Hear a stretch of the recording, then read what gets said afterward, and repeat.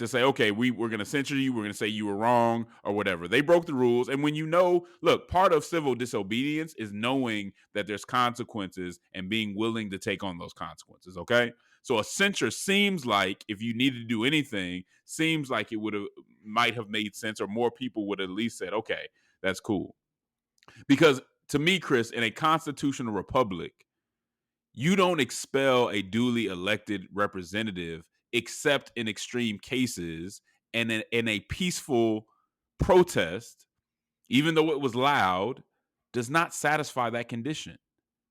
And that's why I think, Chris, this was undemocratic, but not only undemocratic, strategically, it was incredibly short-sighted and thoughtless. Strategically, it was a terrible mistake, right?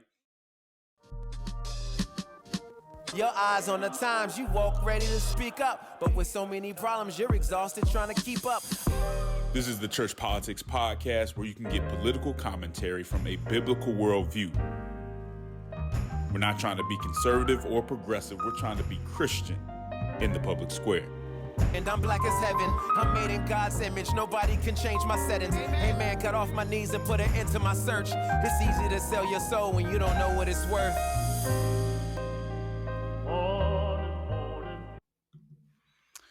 With your no good and Camp, you're listening to the And Campaign's Church Politics Podcast with Justin Gibney, a.k.a. Bishop Cooper's grandson, and the Windy City representative, the baddest brother above the Mason-Dixon line, my play cousin, the Right Reverend Christopher Butler. Chris, we've been off for 2 weeks. Schedules have been busy, Resurrection Sunday, all that stuff. No excuses. We just got busy. We hate to leave y'all without an episode for so long. But, Chris, there's been so many things that have happened in between that time. I can't tell you how many people hit us up on social media and other spaces just to say, man, where are y'all at? Yeah. Because there's just so much going on, man. So it has been hard to be away for this long. But we are back.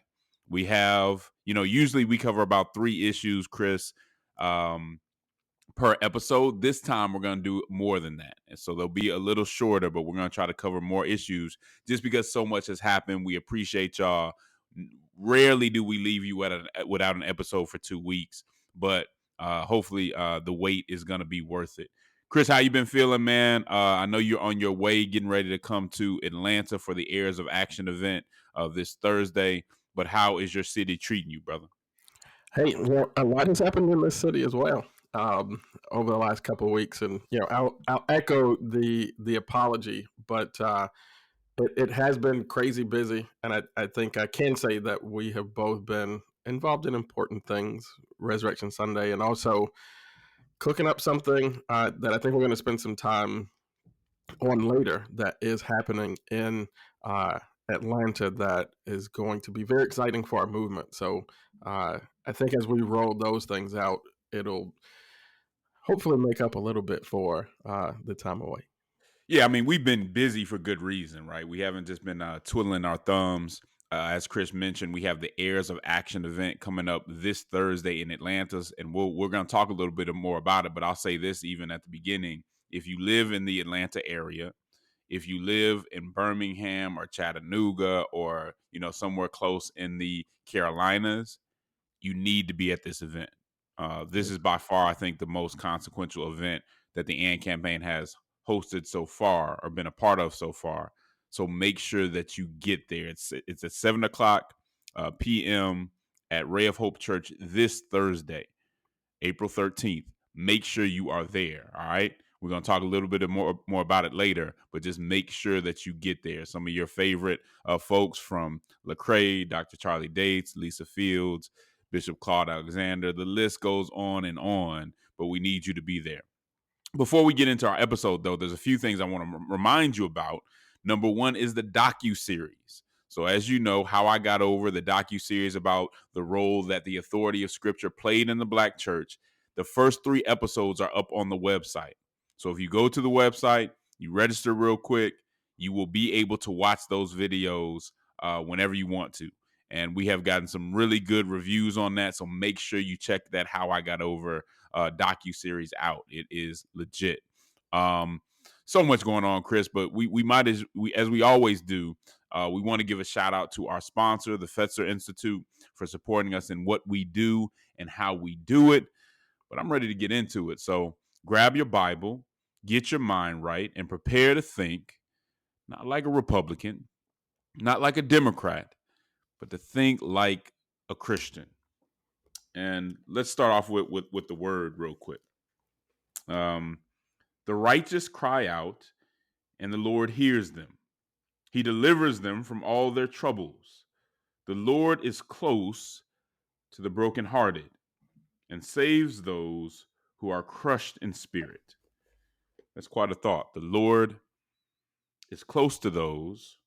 The Lord is close to the brokenhearted. The Lord is close to the brokenhearted. That's Psalm 34, verses 17 through 18. Chris, as you well know, a couple weeks ago, it sounds like after months of planning, a 28-year-old biological woman who was identifying as a trans man walked onto the campus of the Covenant School, which is a Christian school in Nashville, Tennessee. I think Green Hills to be exact. And this person murdered 6 people on that campus.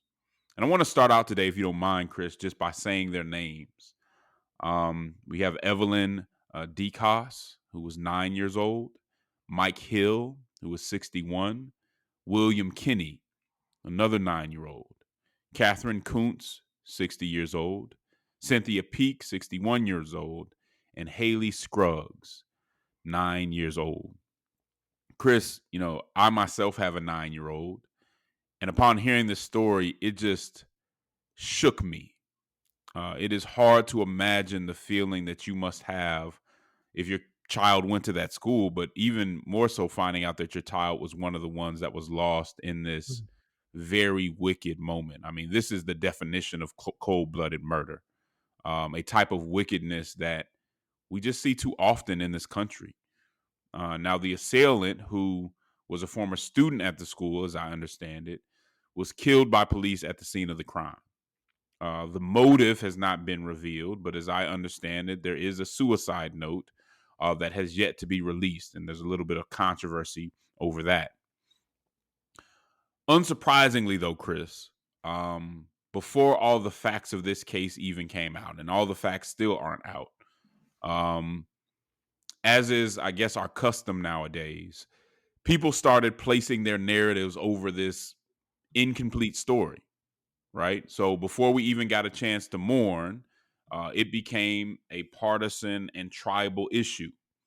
Conservatives saying that it obviously was a mental health issue, and that was to blame. Progressives saying that it was squarely about guns, and some predicting that this could end in violence against trans people.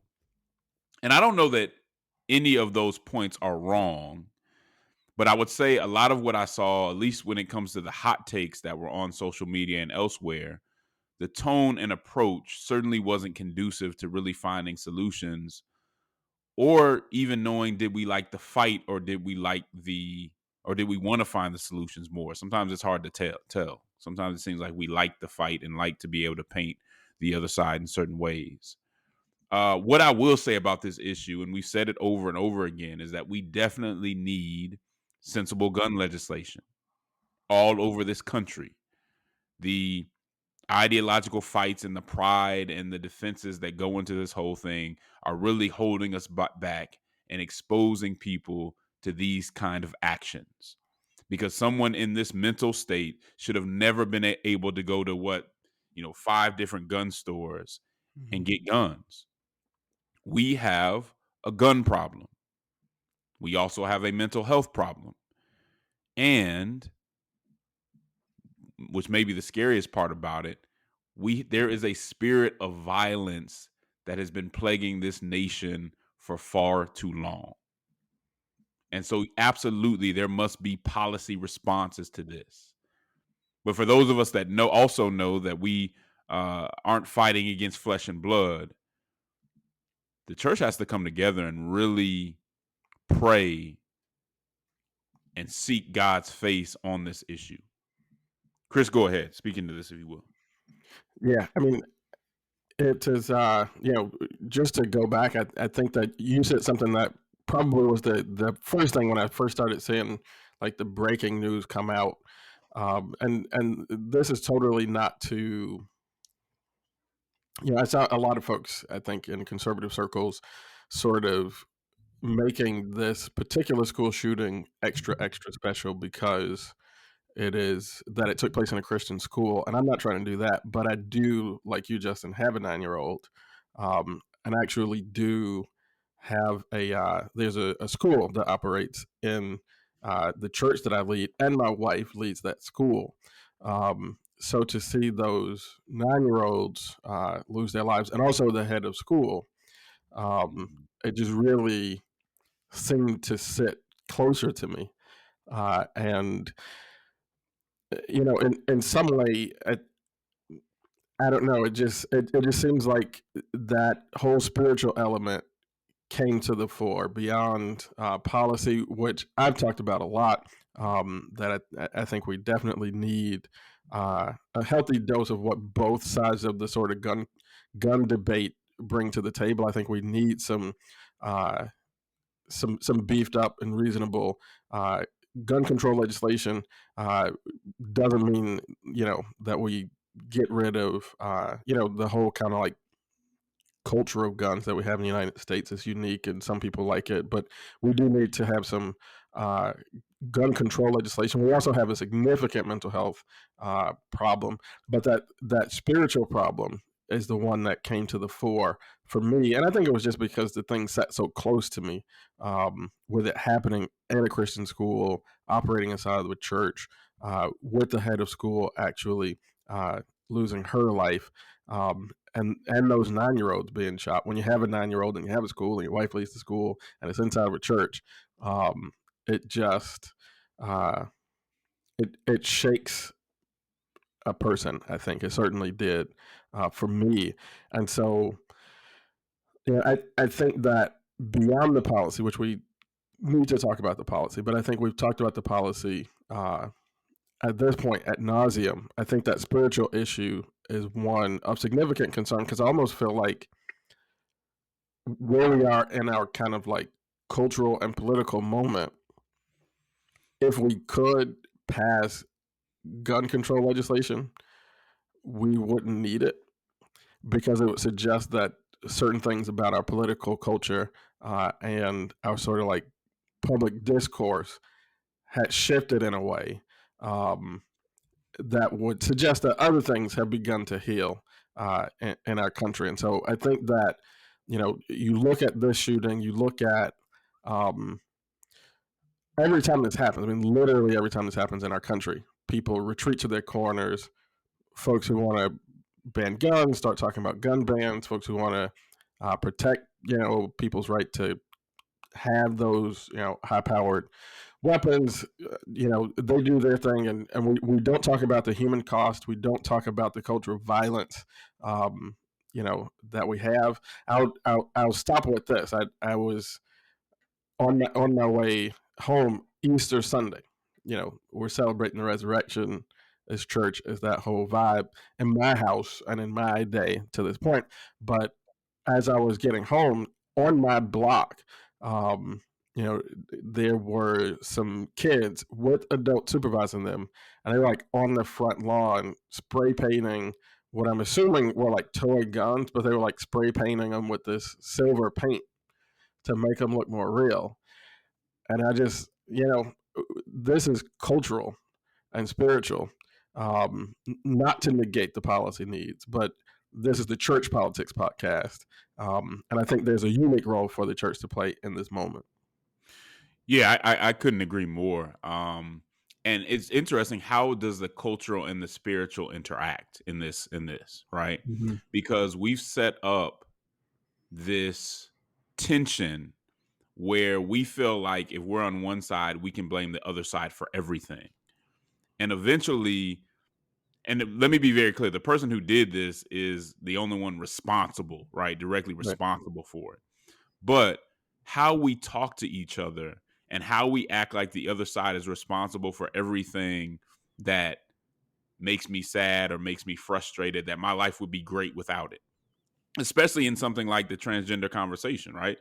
I Yep. believe in certain circles, there's a narrative that says the thing that is stopping transgender people from being happy is Christians who disagree with them. And if Yep. those Christians weren't there, then they would be completely happy. Now, I disagree with that for a lot of different reasons. Mm-hmm. We can, even the suicide conversation, look, suicides among children were not a phenomenon for a long time. It just wasn't a big thing. Not to say it never happened, but it never happened in these big numbers. But now we say, if you don't agree with me on this, then it has to happen, and you're the cause of it. We got to be very careful with those narratives, because as we try to find this out, and I'm not going to act like I'm a psychologist, but I think the history of it speaks for itself. We have to be very careful with painting a picture that says your happiness is dependent on somebody agreeing with you on something. Mm-hmm. That if somebody disagrees with you, their language, their words, or just their disagreement is the same thing as violence. Yep. We've got to be careful with that, because people who aren't, in a good space when it comes to their mental health, or even that are and just are, seeking a cause, it has an impact on that. And Yep. that's, I think, is something we can talk about on both sides. But I think we do have to talk about the transgender issue, in that when you look at what happened at San Francisco University, where they basically falsely imprisoned this young lady because she Mm-hmm. disagreed with them, and they would not let her go until there were certain concessions made. Yep. In some other spot, you have folks viciously attacking folks who disagree with them. Now, some of these folks probably are being provocative and shouldn't be in those spaces, but you can't attack people. So what I want to make sure on the left that we don't do is create a group of people that feel justified in acting out and being violent because others disagree with them, or because they Yep. are marginalized. And we've talked about on this show many times, people with gender dysphoria have been marginalized. The church hasn't dealt with that properly. They certainly should not be physically, bullied or anything like that. We will always stand against that. However, there's no group of people that's not responsible or is justified in acting in these certain ways. And I'm not saying that anybody in power has necessarily said that explicitly, Great. but you start to get the feeling that that's almost the implication. And I don't even know if the Biden administration has handled this well with their messaging in that regard. Because some people, before we even address the issue, was, oh, now we just got to talk about how the transgender community is is going to be hit with violence and all these other things. And it's like, hold up. Let's address the issue first instead of jumping to our narrative. So go ahead, Chris. Yeah, I think that it would be, I'd be remiss if I, didn't bring up the fact. I mean, within hours of this particular shooting, and I still have the screenshots. I just took screenshots of how different media outlets were reporting this, and unfortunately, the more kind of like left leaning media outlets were aggressively holding up this idea that this was a former student of this Christian school, talking about the fact that this person had been, in the school, maybe didn't want to go to the school. The school certainly doesn't agree with, sort of the transgender ideology. And again, I will be clear, I did not see any outlet explicitly say that was causative or that it was a justification, but it did seem to me that those issues were being pushed forward in a way that I don't feel like we normally see when there's a mass shooting, where it was being implied that she had been, or that the perpetrator had been pushed towards this, right? That, she was in this Christian school and all this stuff happened, and she was put. Now, they were smart enough not to say, like you say it explicitly, but it was kind of like, hold up. First of all, the facts aren't even out. You haven't seen the suicide note. And what kind of thing is that to assume? Mm-hmm. But go ahead, Chris. Yeah, and even, there is no justification for doing something like this, right? And in almost every case of a mass shooting, there's some sort of mental anguish that, at least in the perspective of the person, they have been significantly wronged in some way. But this is where I think we have just crossed into this very, very dangerous place in our discourse where we have so expanded the definition of violence that it could even enter into one's mind that this kind of uh, act was a retaliation against some other Right. form of violence, Right. which I think one of the things that could really help our discourse is to begin to, again, narrow the definition of violence. Yeah. And there are a lot of wrong things that happen in the world that are wrong, but are not violence. Yeah. Guys, I think one of the main messages, and we gotta switch to the topic that's related to this. One of the main messages that we're sending is watch your words. We don't know exactly how that played into this, but words matter. And so if we're always using the most provocative words, the AND campaign talks about being artful with your words, but using the most provocative words to get your point across is not artful. And in many cases, it can be harmful to the conversation. So we have this Nashville shooting, right? Um, and then on March 30th, a few days later, in response to that shooting, hundreds of protesters came to the Tennessee state capitol to advocate for gun control laws. Okay. The protesters stood in the hallway and then they entered into the House chambers, chanting and disrupting proceedings. Representatives Justin Jones, Justin Pearson, and Gloria Johnson joined into the protest. Um, this eventually kind of brought the House proceedings to a halt. They were asked to leave. They didn't leave. It became a big issue.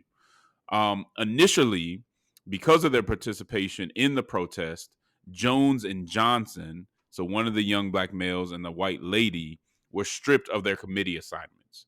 Now, my understanding is that Pearson didn't yet have an assignment, and so he wasn't stripped of anything at that point. Then on April 3rd, Republicans introduced a motion to expel the group, who then became known as the Tennessee Three.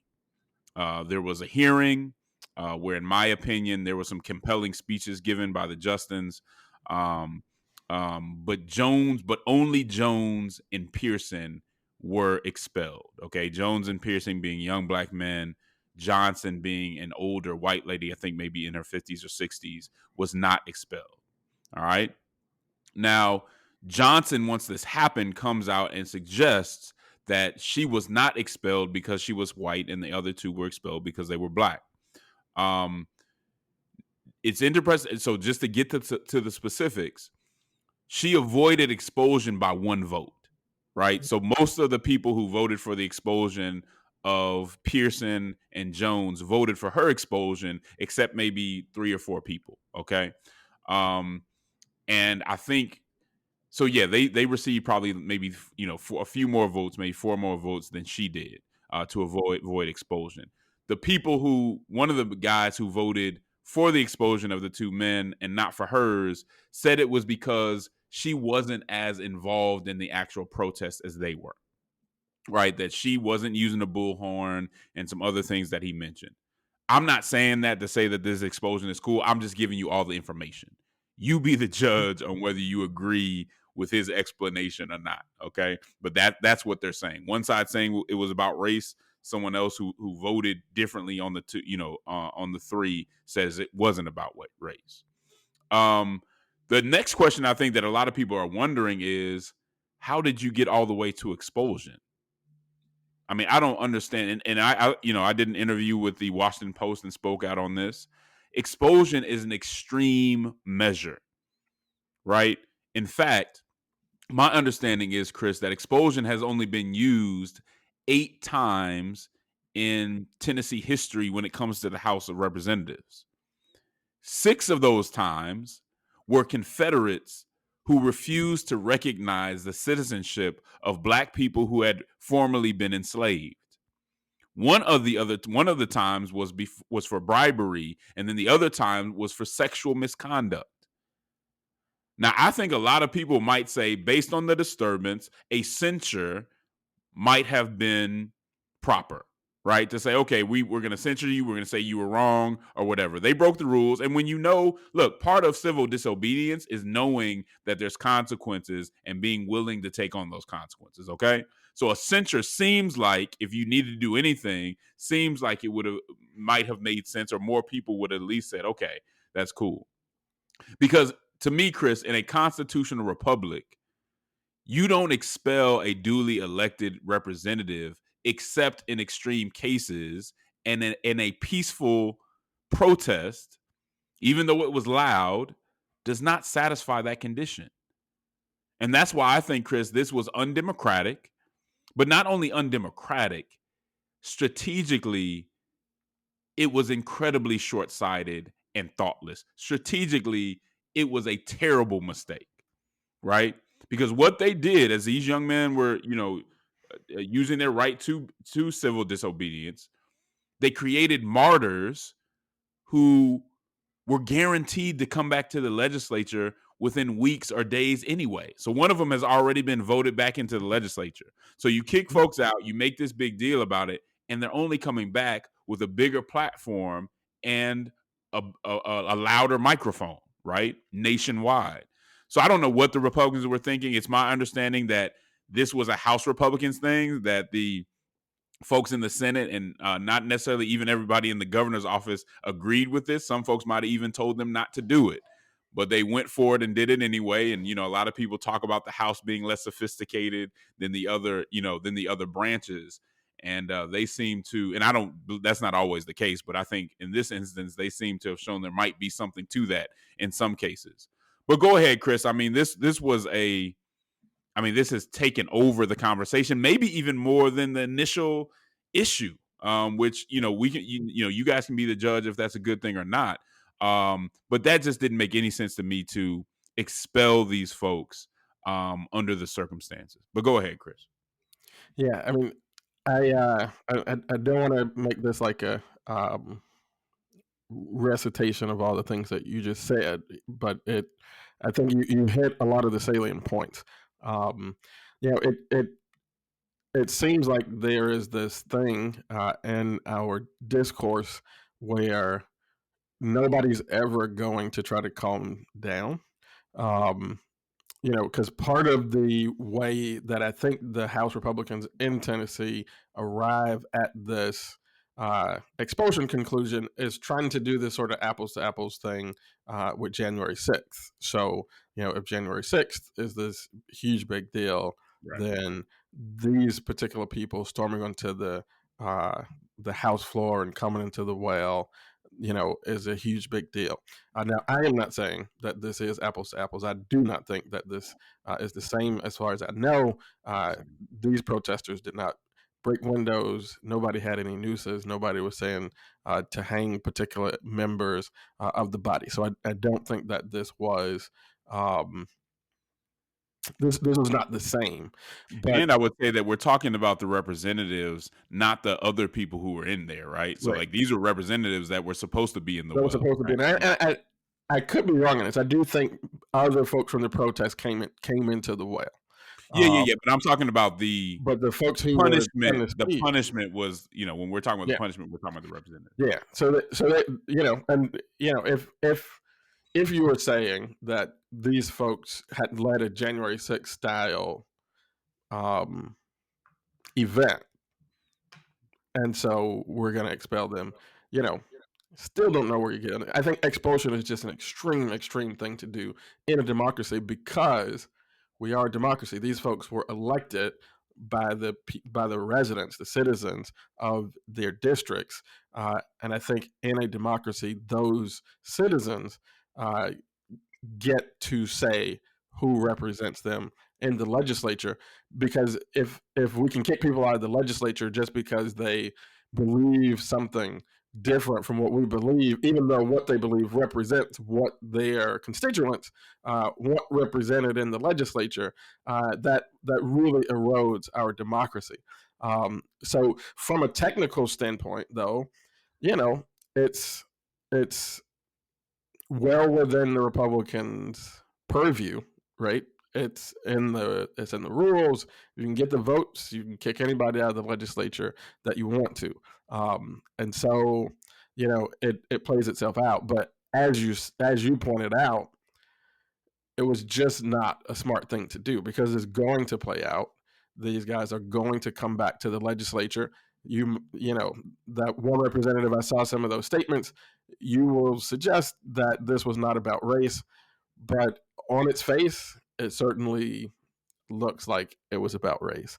Um, and that's part of what you have to deal with in politics is not just the substance of what's in your heart, because people can't really know that. You also have to you have to deal with what it looks like on its face. It looks like it was about race. These guys are going to be reappointed to the legislature.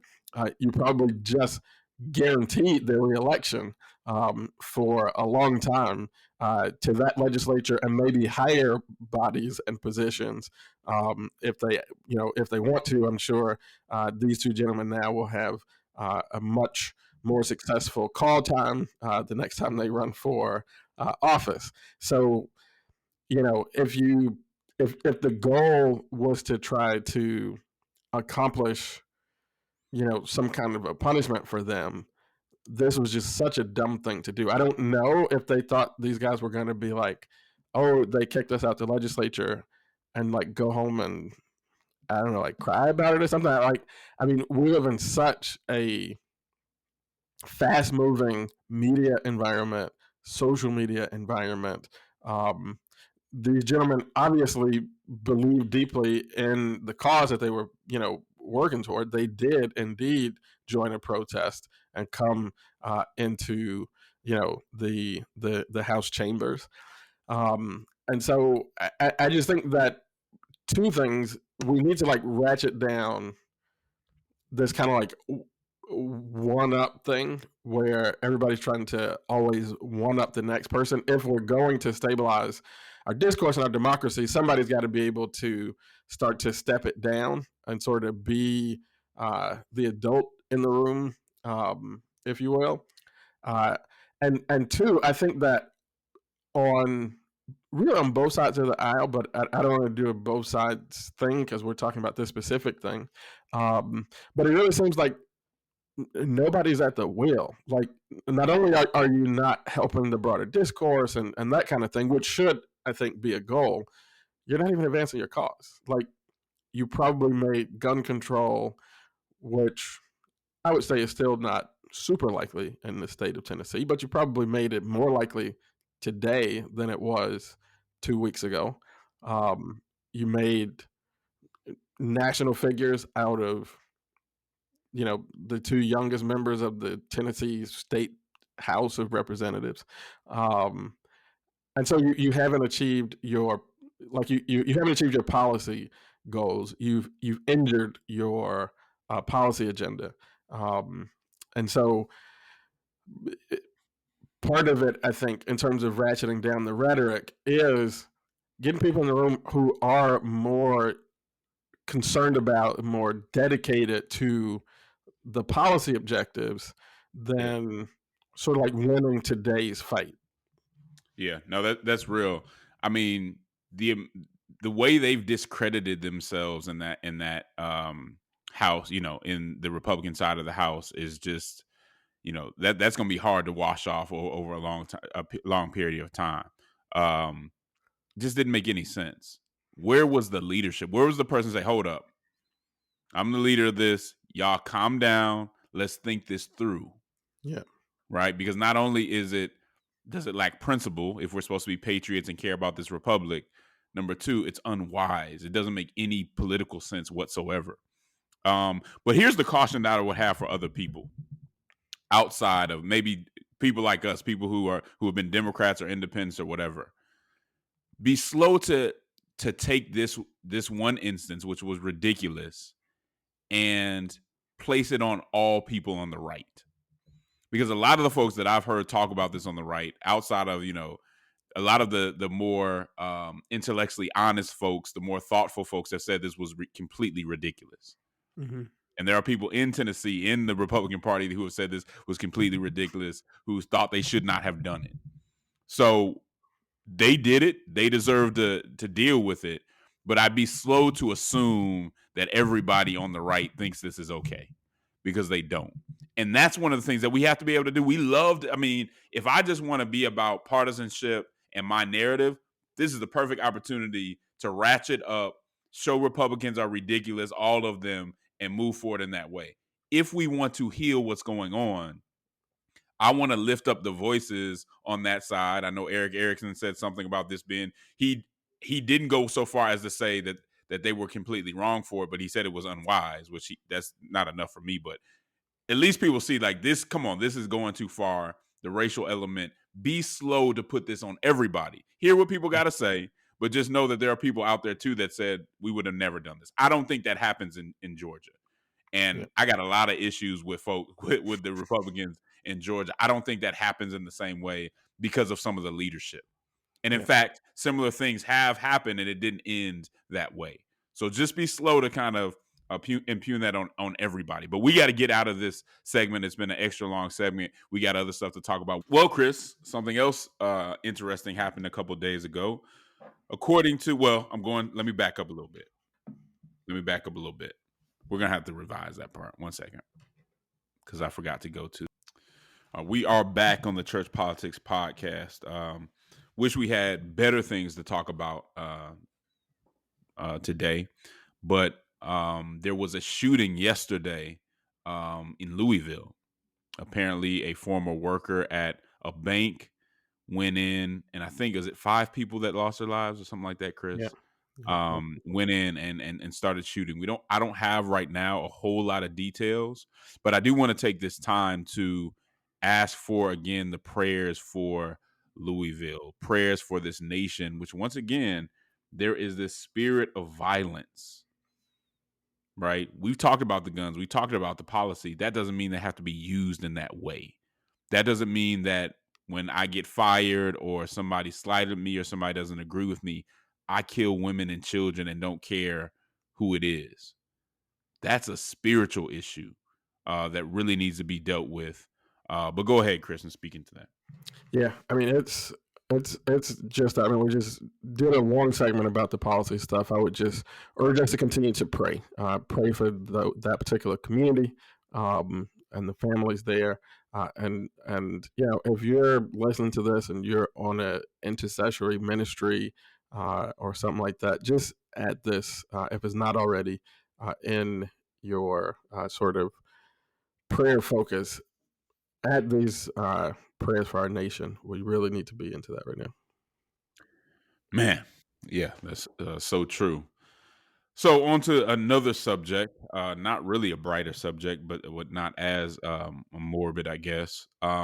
According to the Associated Press, Chris, classified Pentagon documents were leaked and placed on the internet earlier this week. More than 50 of those leaked documents were top secret, which is the highest level of classification. The leaked documents were related to the Ukraine war, and it's being said that they present a very serious risk to national security, and senior leaders are quickly taking steps to mitigate the damage. This all comes from a top Pentagon spokesman on Monday. All right. Now, as far as what was specifically in the documents or what they exposed was spying. So the documents talked about American spying, not just on our foes, but even on some of our allies. And I think this included Israel, South Korea, and Ukraine. They showed that the casualty numbers may have been reported as lower to the American people than they actually are. So that's become another conversation. And then it showed, it could have repercussions for the war, because it showed where it showed kind of Ukraine troop movements and their training schedules. So this is no small thing. Now, this has been a long debate, right? There are kind of two positions when it comes to leaks like this. I think both positions realize that these leaks are illegal, right? So this should not happen. And I think both sides get that. But one side says that once something is leaked, that information should not really be used, right? Like it tells too much. It tells our enemies how to collect intel. How it tells our enemies how we collect intelligence. It points to the sources and the methods of how we get the information. And so, if you don't really report on it and use it, then you don't give people incentive to leak it. Others would say that yes, it's illegal, but that it should be used because it's there and you can't pretend it's not there. And the American government has been lying about a lot of things. And so a lot of people would point to Iraq and say, yeah, we don't want these leaks to happen. But when they happen, journalists need to report on it because the information is now there and they can't act like it's not there. So that's been the whole debate surrounding like Julian Assange and others. When you find something of that's of kind of a legal activity by the government or others going on, should that be reported? How should it be reported? And how should the person that exposed it be treated? What are your thoughts on this particular issue, Chris? Yeah, I mean, I think that there is a community of people who are right now really trying to focus everybody's attention on the fact of the leak and the kind of method through which this information came to the fore. But I think that it is really important to focus on the content because at some level, if our government weren't proactively misinforming, the public, this wouldn't be as salacious a leak. The reason it's so salacious is because there are things that have been presented in one way, and it is now coming to light that that was just not true. And so, what you would have to argue to say, let's focus all of our attention on the fact of the leak and the method through which this information came out. You're really suggesting that people within the government, which is a government that is of and for and by the people, that works. I still believe that this is like a serious and meaningful thing in the United States. This government works for the citizenry, right? Like we do not have a system of government where these government leaders are our overlords or kings, and so you don't get to just do whatever you want to do, say whatever you want to say, even if it's not true, and do it with complete impunity. And especially once it comes out, we have to contend with the content. So I'm squarely in that camp. Not to say that we should have leaks all over the government. I think that you have to do your work and try to make do what you can to try to make sure that doesn't happen. But the best way I think to manage this is to be honest and upfront with the American people. And so then if something does leak, it's not quite so salacious because it's not the complete opposite of what you've been telling everybody. Yeah, and that's been the conundrum. So many lies have been told, and they have resulted in people losing their lives, Yeah. right? And so people are saying it would be great if we could trust the government enough to never have to worry about this stuff. But when it exposes massive lies and crimes, what do you just say? And I do think it is very hard. I see the other side. I think it is very hard just to ignore, for journalists to ignore that the leak ever happened. Mm-hmm. The idea that it's not going to somehow get out or that your allies and enemies aren't going to hear about it. Once it's leaked, it's leaked.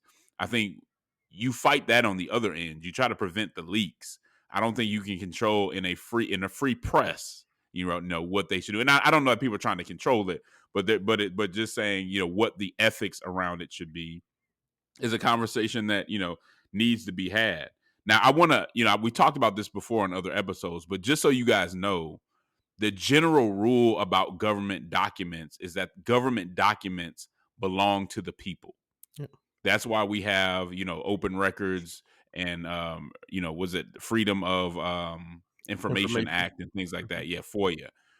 The government is for the people, right? So government documents belong to the people. However, there are certain exceptions that says, hey, the government might need to keep certain documents confidential or top secret in order to do their job properly. There are some things that they can't announce that they need to do, especially when it comes to war and things like that, prior to. It's not an easy balance, but I do want people to know generally, yes, documents belong to the people, and you have a right to see the documents locally, on a state level, and also on a federal level. Those documents, as a taxpayer, as a citizen, belong to you because the government is serving the people. A lot of people don't know that, but that's very important to know. So keeping these secret, keeping those confidential is an exception to the general rule within our country. Anything else on that, Chris? Yeah, I would just say because documents in general belong to the people, one of the things that continues to come out of this, and I think we had some conversation about this with, the classified documents that, it seems like everybody, who's been around them has kind of like their own stash. But it also leads to a conversation of, do we have a habit inside the government of overclassifying documents? Right. And I just think that's the case. I still believe in democracy. And I think that if there are these kind of significant geopolitical decisions being made inside the United States, we're stronger if they are being made in a deliberative fashion, where there is debate and people are aware and folks get to weigh in, with members of the government, their, elected officials, if they so choose, rather than just having this small group of folks who think that they know everything because, they went to fancy schools and they had the fancy jobs and titles, and they're just going to like make those decisions and have no public debate. I think that's anti-democratic, and it shouldn't go that way. Yeah, man. So keep your eyes on this, guys. Obviously, again, it is illegal. It's not something that we want to happen because we would acknowledge that the government does need to keep certain things secret to do their job. But when you and we're not, I don't think Chris is even saying that in this case it was documents that shouldn't have been confidential. I don't know that you're making that argument, but it does happen. So something to pay attention to, and just our way of kind of educating you on how this thing works. And we are back on the Church Politics Podcast with some bad news, at least from my perspective. I am disappointed to announce, some of you may know that the Democratic National Convention, they were looking to see which city was going to host it. And Georgia, by far was the best prepared, was the best option. And sadly, they chose Illinois. Now, don't ask me why they would make such a terrible decision. Not only is Georgia a better place to go to, but Georgia is, you would imagine, a state that they would want to turn completely blue, whereas you can pretty much take Illinois for granted, that they're going to go with the Democrats.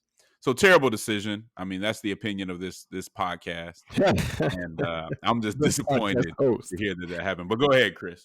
Yeah. Why is this such a terrible decision? No, they made a very reasonable call.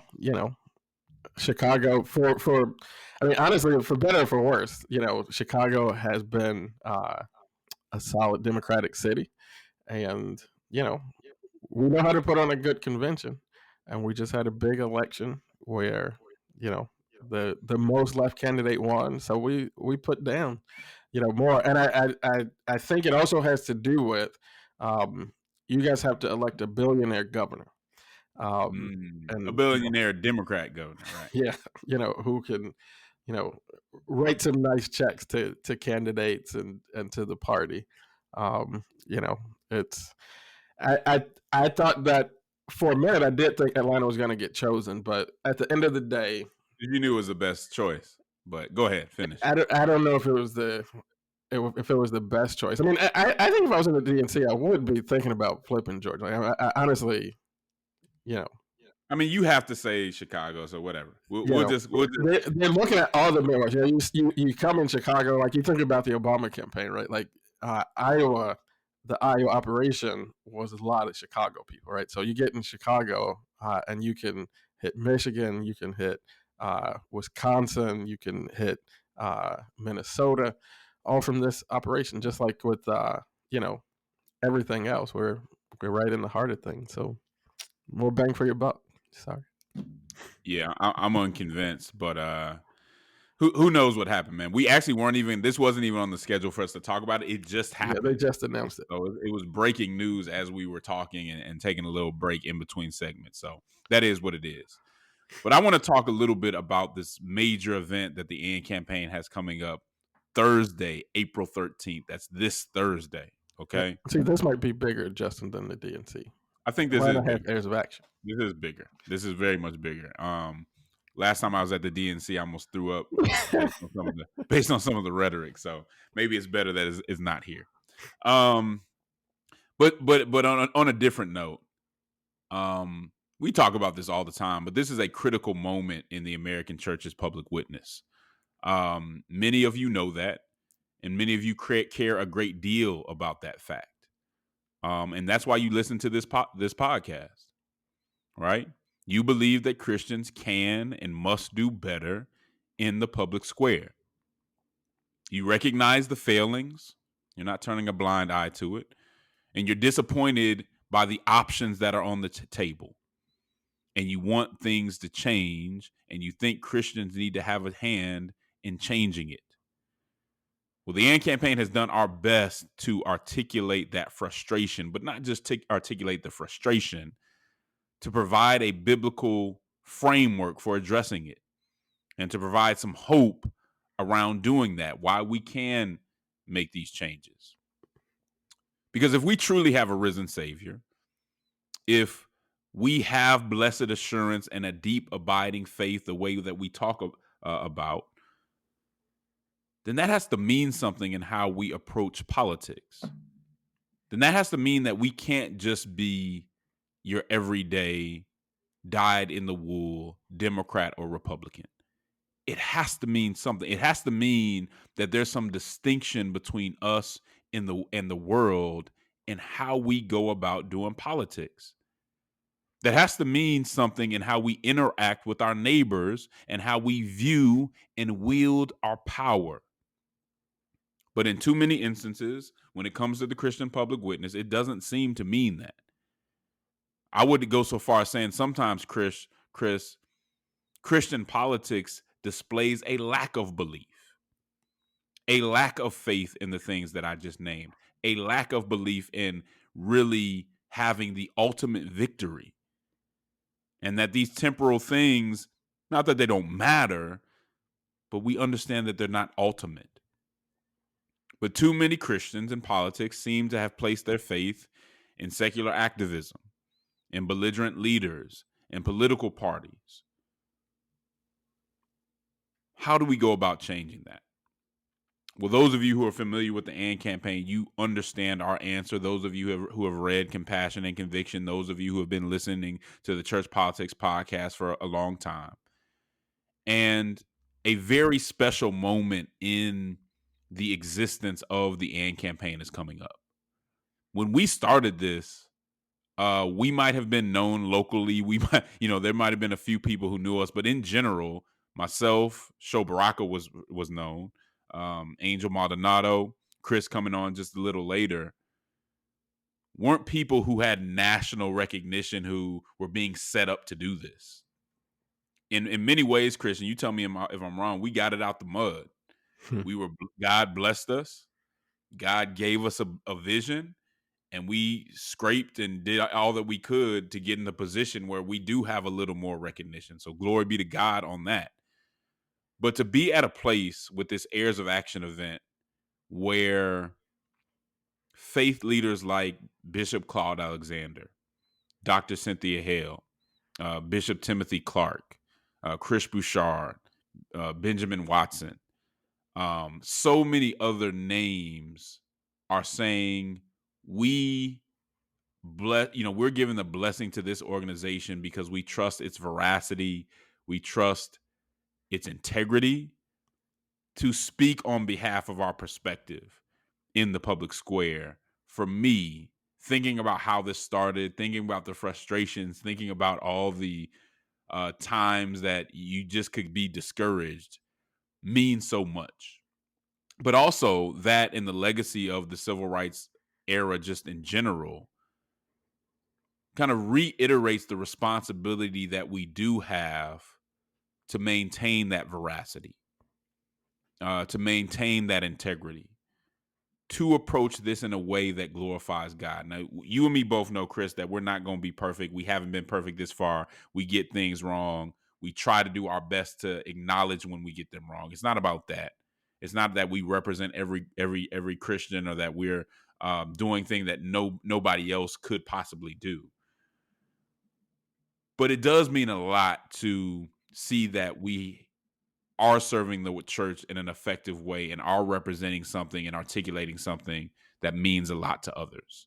So I'm going to hand it to Chris, but I'm just going to say this. If you are anywhere near Atlanta, if you appreciate the AND campaign's work, if you've been riding with us for a long time or a short amount of time, do your best to make it to the Heirs of Action event this Thursday, 7 o'clock at Ray of Hope Church. If you can make it, be there. If you at all can put it on your calendar, if you got to leave practice early or do something else early, think about doing that, because this is going to be a night of praise, worship, but also a civic vision for the next step for the AND campaign, which again is being endorsed by some people who have all kinds of sweat equity in the social justice space, in the political space, on a national level, on a local level. But go ahead, Chris. Yeah, I think I'll pick up there urging people to come to this, because it is not it's not just us, right? Like, this is not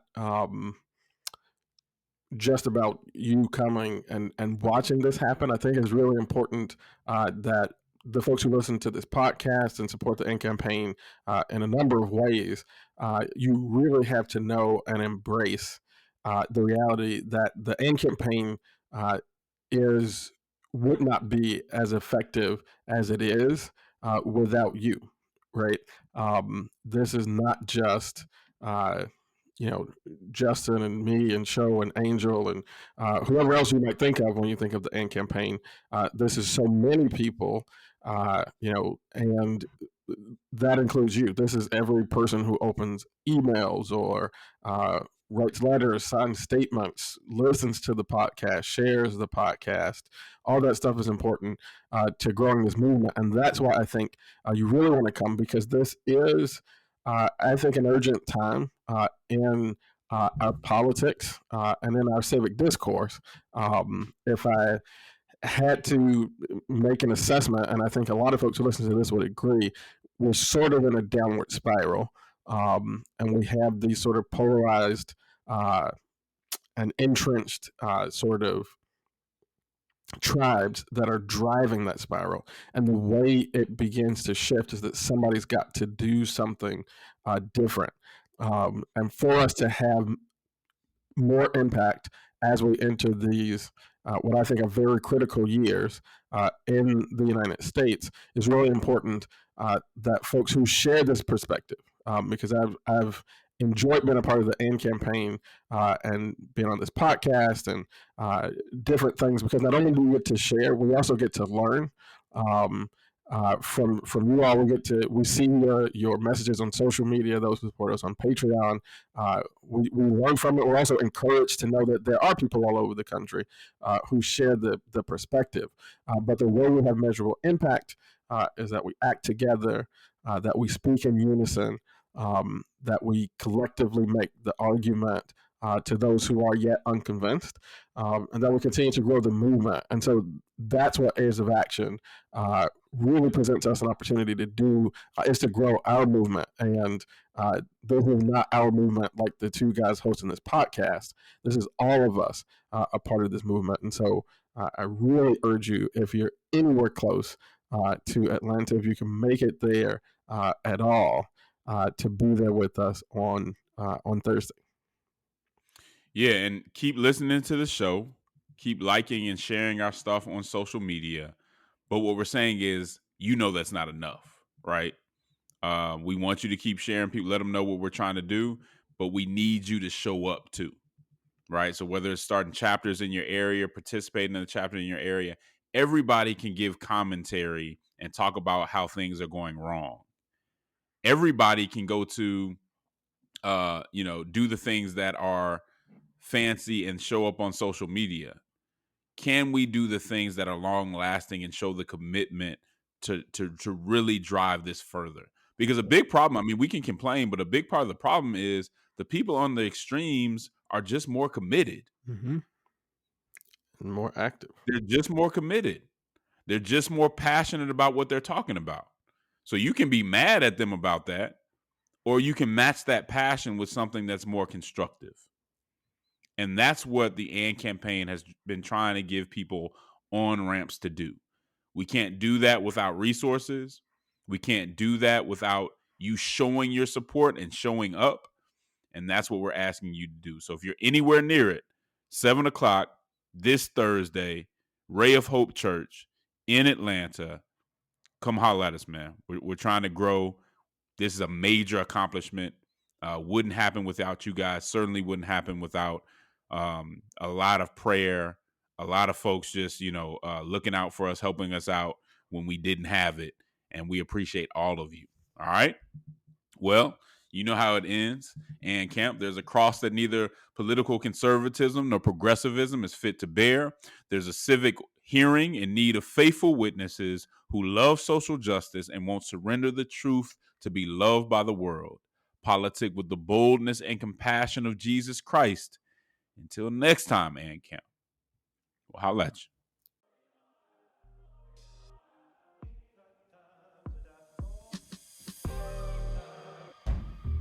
Dear Lord.